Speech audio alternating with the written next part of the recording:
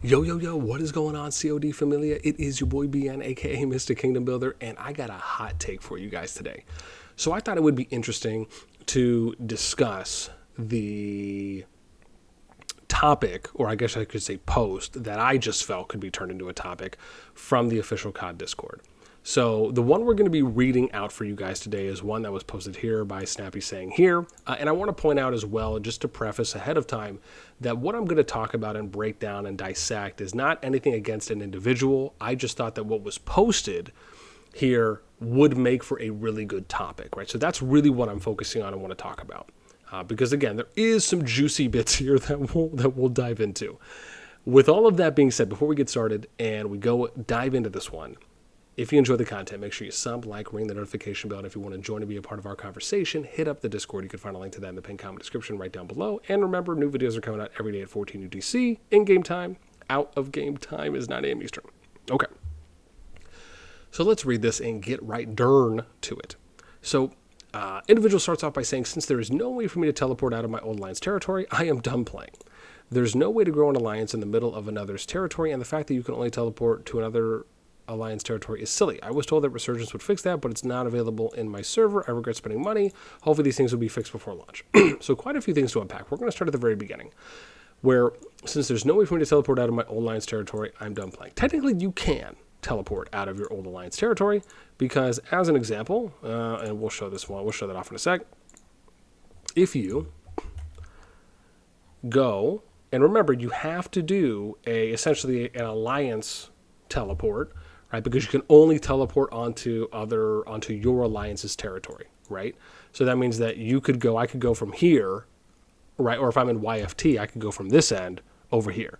The one thing you cannot do in COD currently is I can't just teleport over here where there's nothing, right? You have to always teleport onto an alliance territory, right? That's the main kicker. So then we have, there's no way to grow an alliance in the middle of another's territory, and the fact that you can only teleport to another alliance territory is silly. We kind of just touched on that, but the idea is that, this is the first part of the second sentence we can touch on. There's no way to grow an alliance in the middle of another's territory. So first off, I want to point this out. I'm not sure exactly what they're referring to here. If it's, do they want two alliance territories to be overlapping with each other? Because I've just never seen that. That kind of feels like that's how that's worded.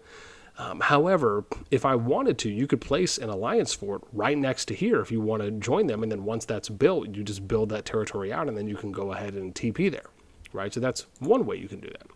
And then the other one here is that they say I was told that Resurgence would fix that, but it's not available on my server. So the key thing here is that it's not that it's not available on your server, it's that it's not available yet. Keyword being yet.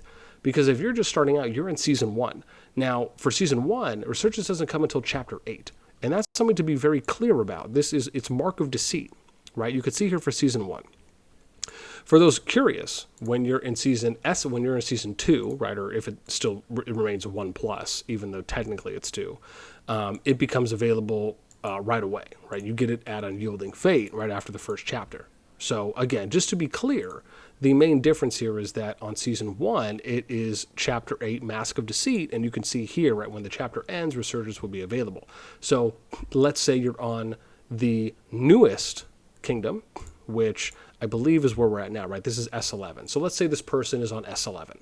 If you're on S11, which is the newest kingdom, I think currently, let's just double check and make sure they didn't blitzkrieg a new one out for us. They didn't, right? Okay, so there you go, S11, right? It's been out almost a day. In that case, you're only on the first chapter, right? You haven't even made it to Chapter 8, right? It's going to be a minute there. So again, this is why, and I just want to point this out, it's important that we educate ourselves first. We read information, we ask questions, we try to understand, instead of kind of throwing out what I would consider to be impulsive reactions based on a lack of understanding and just a lack of knowledge at that time. So again, that's my recommendation when it comes to there, but I'd like to touch on these things because I wouldn't want someone to call a game bad when they just don't know what they don't know in that moment, right? I just don't think that's fair, and I don't think that's a right way to approach, right, looking at games. Because and you'll see this in a moment when we touch on a couple other posts, is that, right, COD is COD. COD is not ROC, COD is not IK, COD isn't LM, it's not SOS, etc. It is COD. There may be some similarities, there may not be some other similarities, right? And there may be differences. That is okay, right? I think one of the most beautiful things about what can make a game its own game is that it has things that separate it from the rest. Regardless if there's similarities or not, being able to make something your own, which I very much think COD has done very well, is how you have to look at COD, right? Don't look at COD as you're trying to turn COD into ROC, or you're trying to turn it into something else. Look at COD objectively for what its core values are, and then you build from that, right? That's the important takeaway here.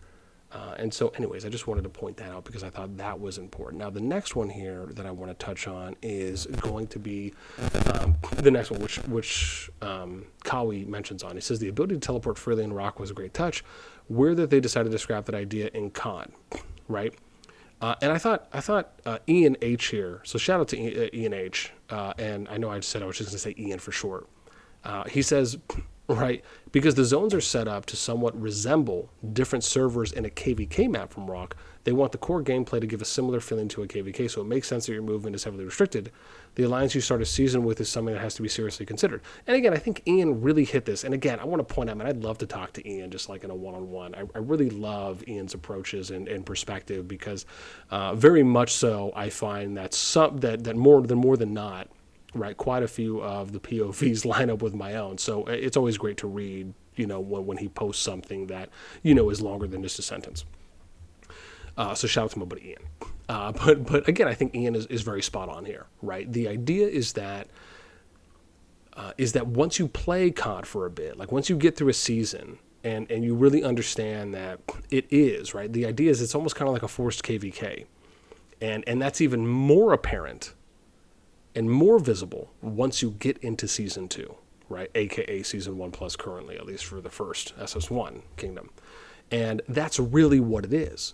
So it's not a standard home kingdom map, especially with the way that it's designed where you don't have the free teleport. You have things like resurgence. You're limited on your movement, right? You can't just join an alliance and join another one and go attack people here, or join an alliance to find out locations and then immediately join and go TP somewhere else. I mean, there are beautifully put soft caps in the game, which I actually think is a ginormous win when you think about the pros versus the cons of being able to do something like that. How many of you remember playing ROC, for those of you that did, and you played in the Kingdom where you just had some rogue players that just went around joining a bunch of alliances, or you had spies that were going in from one alliance to another, and then they would TP, they'd leave the alliance, they'd start attacking you, or they would do it just so they could go ahead and get information, right, if they just want to get locations on you.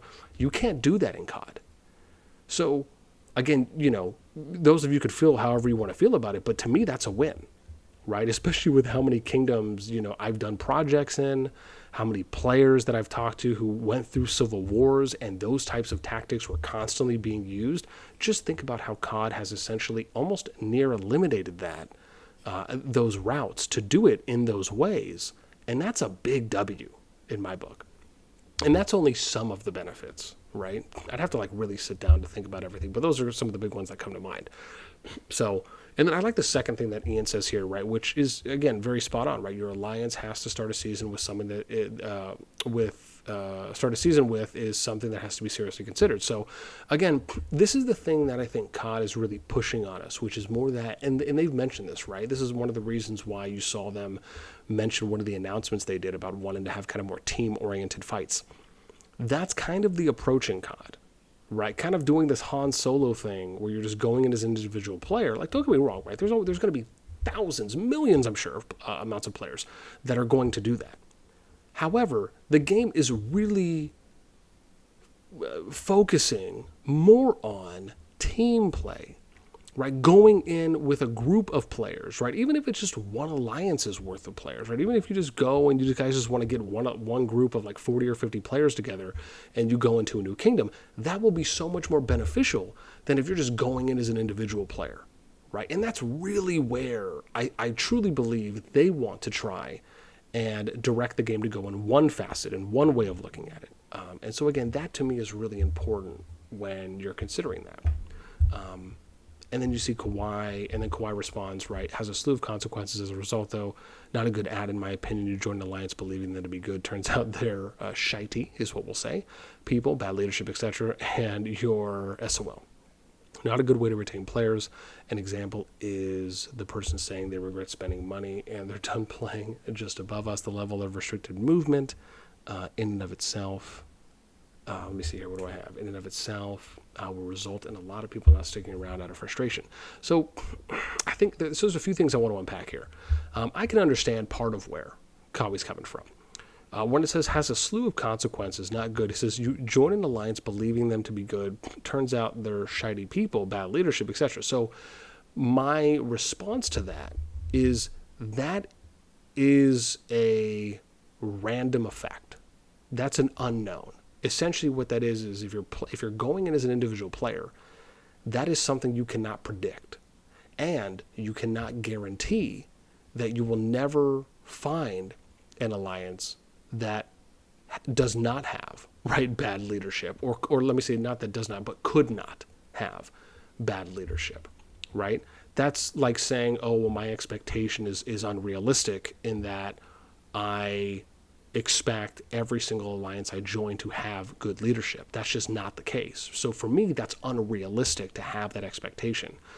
It's more realistic to say, to take control of that and say, you know what, instead of me joining as an individual and hoping, praying that I'm going to find an alliance with good leadership, I'm going to go ahead and put a group together of players, or I'll join as an individual with absolutely no realistic expectations, and I'm just going to learn as much as I can.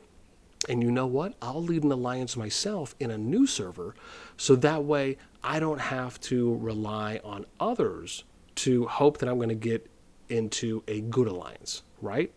Or what you can do as an option is that once Resurgence comes available, before that you can go ahead and interview other alliances in other regions, so that way you can then find an alliance to join once Resurgence becomes available. And that's another way to approach it. So again, multiple options. Just got to think outside the box, Pippin. Okay. And then it's an example is a person saying they regret spending money and they're done playing above us. Yeah, but I mean, as I kind of just, I would hope eloquently put, that just kind of came more from, they don't know what they don't know type of situation. It's just because they're new. And then Kawhi saying the level of restricted movement in itself results in a lot of people not sticking around out of frustration.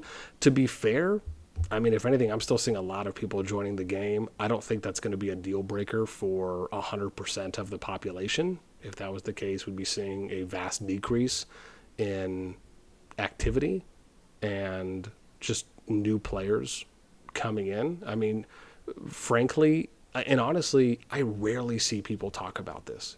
For myself, I can tell you, and I'm sure others could as well, players like Ian, myself, Hart, and again, I'm just going off just a few names I can see right here, right? So don't take that as, oh, I forgot to mention you. But just in general, right, there's quite a few of us that are on the COD Discord very often, right? I'm on daily, right? Hours every day. And so, the frequency in which I hear people talking about how, their supposed hatred or dislike or unfortunateness of not having free movement within the game, where it's being able to do that in addition or outside of Alliance territory, I rarely hear people talk about that. I mean, I've heard a few people mention it, like earlier on. But if we're talking like the past couple weeks, maybe even the past month or so, I can't even recall hearing anyone say it, or I should say, and let me be more specific here, any vast number of players, right, or large populace of players that were complaining about it. And then let me take it a step further. And this kind of goes back to something I said before, which is that, remember, COD is COD, right? We shouldn't try to turn COD into rock or COD into something else. Now, that also, let me asterisk this here. That doesn't mean that certain things that are in other games outside of COD may not be good for COD. Just like some things that COD does could be good for other games as well. But for something like this, I don't think it's impacting the game to the level that some players may think that it is, right?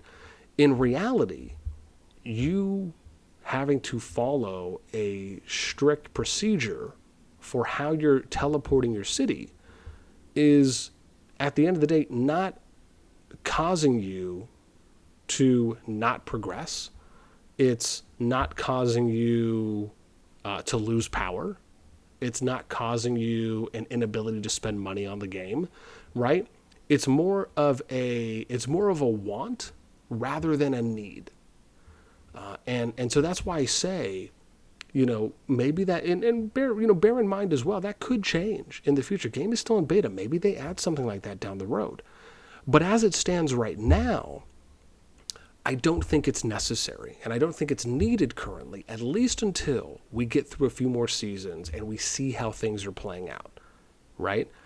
Just because an idea could be a good idea doesn't mean that it should be immediately implemented into a game, right? Some things may make more sense than others, but for something like this, dude, slow pace it, let it marinate a bit, because again, it's good to understand that CoD is CoD.